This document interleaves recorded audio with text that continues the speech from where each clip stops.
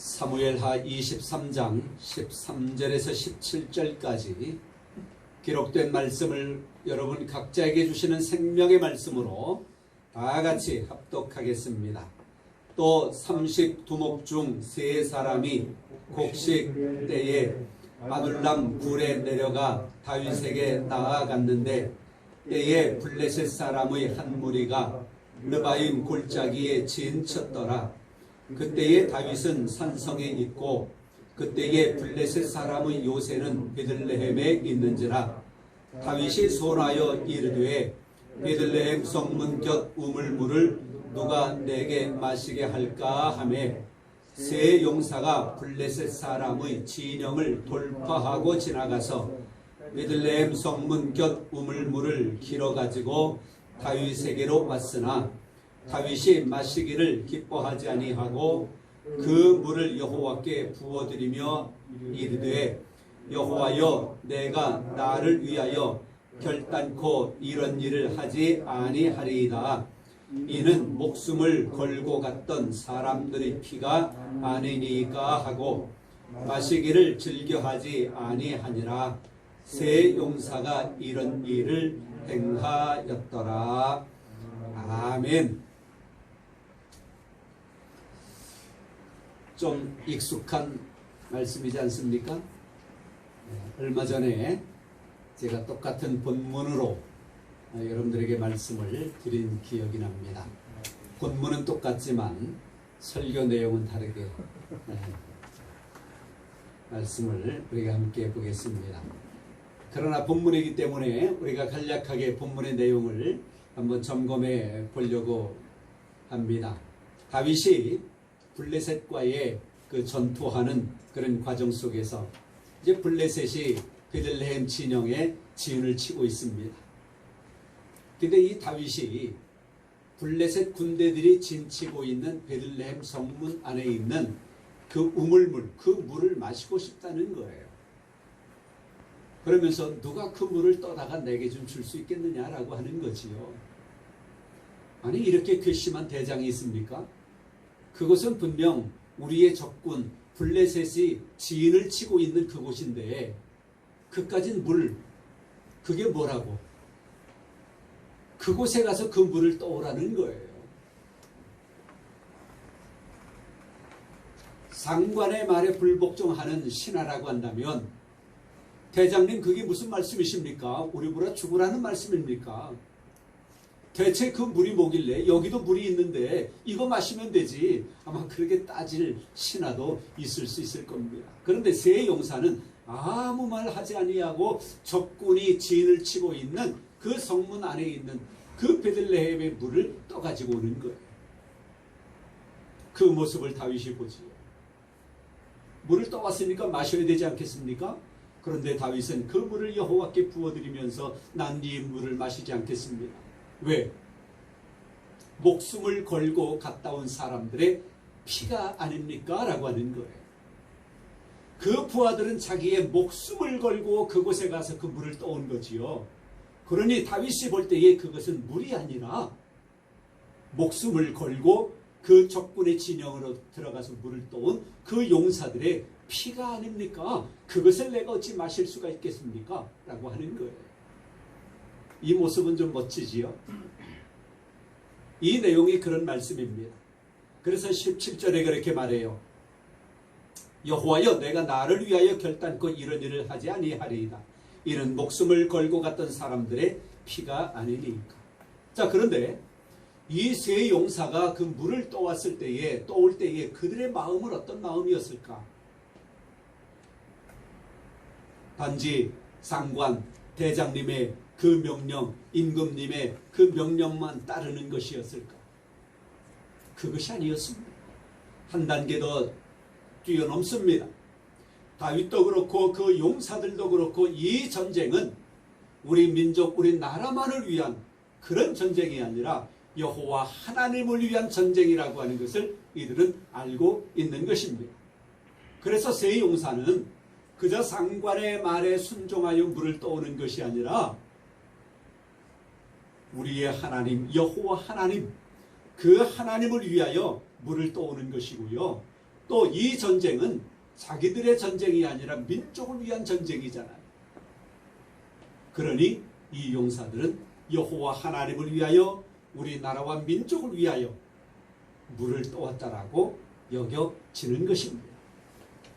6월은 우리가 호국 보훈의 달이라고 하는 그런 말을 하면서 현충일은 이미 지났습니다만은 또 가장 큰 6.25라고 하는 그 일이 또 앞에 남아 있습니다.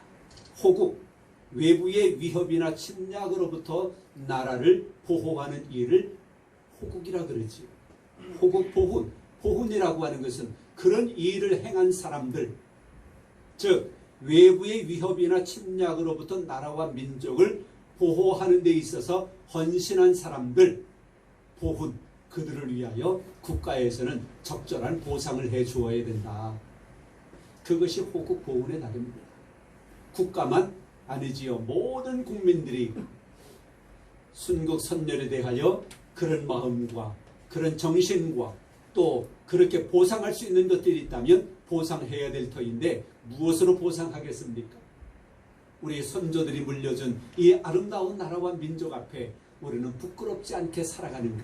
그렇지요? 각자에게 맡겨진 일들을 아름답게 감당하면서 살아가는 것이 어찌 보면 호국 선열들에 대한 우리의 보상이 아니겠는가, 그런 생각을 우리 모두는 해볼 것입니다.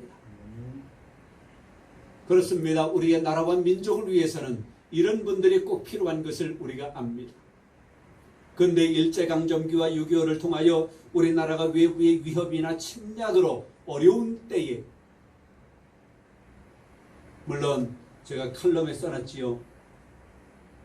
군인들도 소방관들도 다른 공무원들도 모든 국민들이 다 그 어려움을 겪고 있을 때에 특히 이러한 경찰 공무원들이 또 수고한 것들을 보면 우리는 잊지 말아야 될 것이 분명합니다.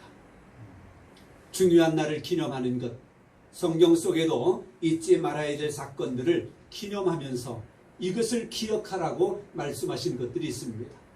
많이 있습니다만 두 가지로 대표적인 것을 이야기한다면 에베네셀 기념비지요. 사무엘상에 기록되어진 말씀입니다. 사무엘이 하나님께 예배하기 위하여 미스바에 모여 기도합니다. 이 소문을 듣고 블레셋이 쳐들어오는 거예요. 그러니 백성들이 더 뜨겁게 하나님 앞에 기도합니다.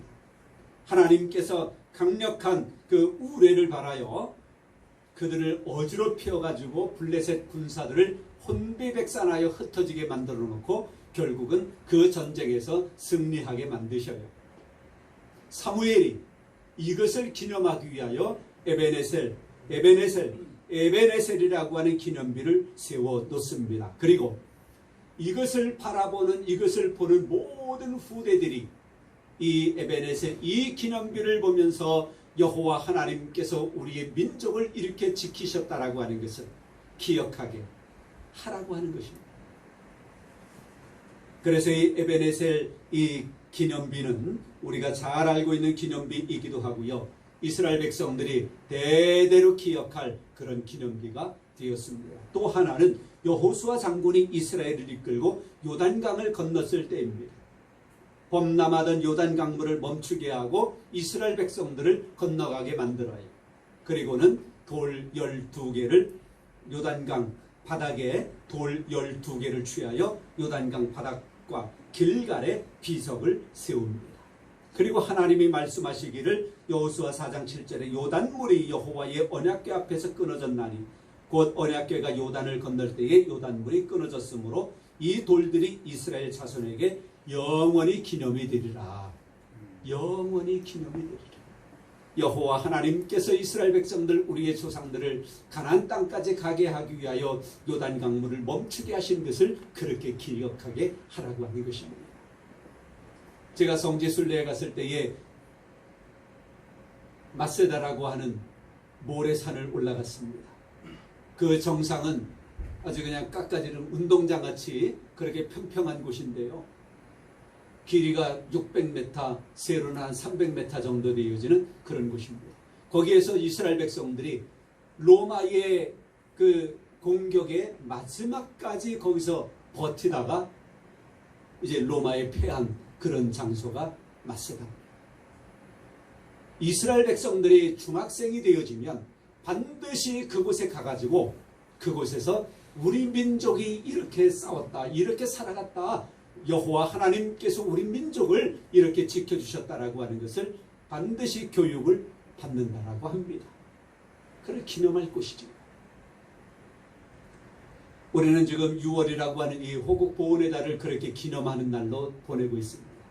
여러분 주보를 한번 보시겠습니까? 예배 순서란 옆에 제가 간략하게 호국의 달에 생각합니다라고 써놨습니다. 군인, 경찰, 소방 모든 국민들이 자기의 자리에서 맡겨진 일들을 감당하기 위해 국가가 존재하고 우리가 살아갈 수 있습니다. 특히 군인, 경찰, 소방 이러한 공무원들은 국가와 국민을 위해 목숨을 바쳐 국민의 생명과 재산을 지키고 치안을 담당하기 위해 수고하는 없어서는 안 될 아주 중요한 분들이라고 할 수 있습니다. 국민 모두가 다 중요하지만 말이지요. 사단법인 경찰, 소방, 안전, 후원 연합회가 있습니다. 공상자 후원회라고 말하기도 하는데요. 여기에 보면 그 숫자가, 공상자 숫자가 점차 줄어들고 있기는 하지만 2013년에서 17년 5년간 순직한 경찰관이 80명, 공상자가 공무 일을 감당하다가 다친 분들이 9,105명. 이것은 이 숫자는 소방관과 인원 대비해봐도 그 숫자가 훨씬 많습니다. 어떤 분들에게 이 얘기를 했더니 소방관이 많지 않습니까? 그래요. 여러분도 그렇게 생각하십니까? 이 후원회에서 통계낸 것을 보면 안 그래요. 숫자로 보면 80명이고요. 소방관은 5년 동안에 22명이에요. 그런데 인력 대비도 봐야 되잖아요. 경찰이 15만이라고 말하잖아요. 물론 그거보다 좀 적습니다. 우리가 15만 얘기해요. 소방은 5만을 얘기해요. 그걸 비율로 퍼센테이지로 따진다 하더라도 경찰이 훨씬 순직자가 많고 공상자가 많습니다. 공무원 연금공단에 따르면 2015년 기준 퇴직한 경찰 공무원의 평균 사망 연령이 74세, 한국인 기대 수명 82세에 비해서 현저히 낮다라고 하는 그런 기사를 볼 수 있습니다. 2009년 보건복지부 통계를 보면 경찰관의 평균 수명은 일반 국민 평균 수명보다 17.2세가 짧다라고 하는 것에 저는 여기 와가지고 이 경찰 선교의 일을 하면서 이 기사를 보고 정말 눈물 흘렸습니다. 이러한 통계는 직업별 괴리감을 준다라고 하는 이유로 지금은 통계를 발표하고 있지도 않다라고 합니다. 물론 시대가 가면 갈수록 모든 복지라든가 이런 것들이 근무 환경들이 좋아지기 때문에 점점 달라지고 있기는 한 것이 통계로 나옵니다만은 이런 통계들을 우리가 볼 때에 여러분들의 수고가 정말 크다 그런 생각을 저는 하면서 누구에게라도 이걸 이야기합니다. 여기 경찰분들이 더 직원들이 더 많기 때문에 좀 누구에게 하는 말인가 그렇게 생각이 여길 수도 있겠지만 여기 또 일반인들이 몇 분 계시니까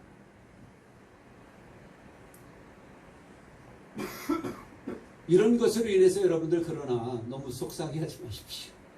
그리고 절망감 가지지 마시기 바랍니다. 여러분들의 그 수고는 나라와 국민이 알고 있고요.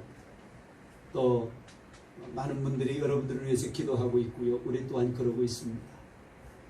이러한 말씀 드리는 것은 여러분들이 긍지를 가지시라고 하는 것이고요.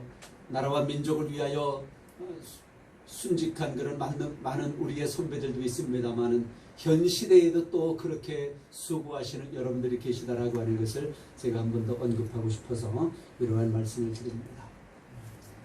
이제 6월을 우리가 이런 호국 보훈의 달로 그렇다라고 해서 우리가 눈에 보이게 어떻게 하는 것은 별로 없습니다만은 우리 일반인들은 더 많이 기도하시고요.